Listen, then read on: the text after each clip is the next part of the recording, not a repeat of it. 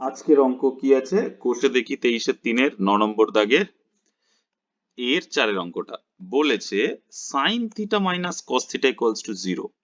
এইটা কোন কন্ডিশনে যে থিটার মান হবে 0 থেকে বড় আর 90 থেকে ছোট বা সমান, এবং sec theta plus cosec theta equals to x যদি হয় তাহলে x এর মান এই চারটের মধ্যে কোনটি হবে? 1 হবে না 2 হবে না √2 হবে বা 2√2 হবে।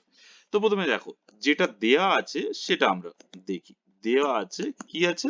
sin theta minus cos theta equals to 0, যেখানে থিটা বলে দিয়েছে এই কন্ডিশনে। ওকে, তো এখান থেকে আমরা কি লিখতে পারি? বা sin theta equals to cos theta.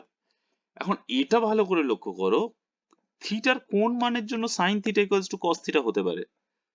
ভালো করে 30 ডিগ্রি 40 45 ডিগ্রি 60 ডিগ্রির মান বের করলে আমরা দেখব যে sin 45 আর cos 45 এর মান একই, যেটা কিনা 1/√2, রাইট? তো এইটা তো একই হয়।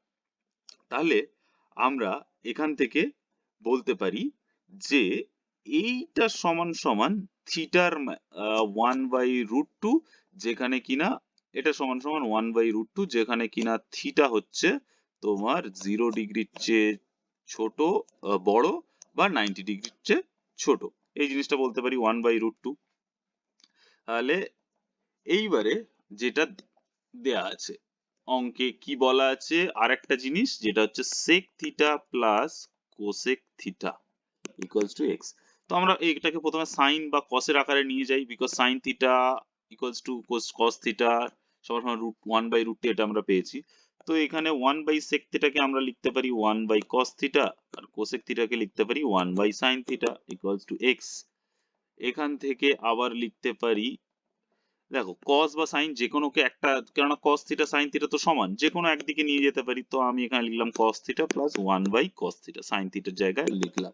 এখানে আমি ব্র্যাকেটে লিখতে পারলাম কেননা sin theta equals to cos theta, এটা আমাদের দেয়া আছে, রাইট? তাহলে এখানে আমি কি পাচ্ছি?